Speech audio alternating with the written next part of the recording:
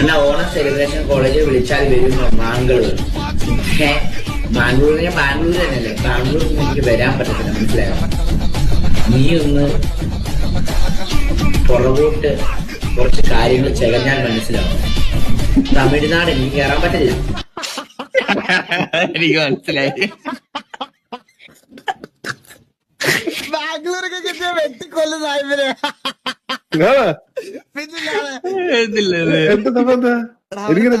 Bravo, അവന് തമിഴ്നാട് പോവാൻ പറ്റൂല, അവന് ബാംഗ്ലൂരും പോവാൻ പറ്റൂല.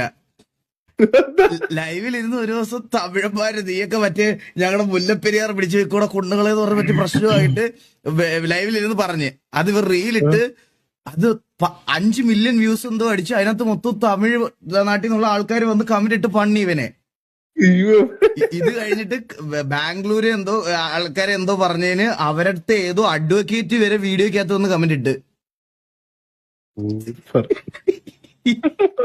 ഇന്ത്യയുടെ 4 വാടം വള്ളി പിടിച്ച് വെച്ചിരിക്കണ ഒരുത്തൻ.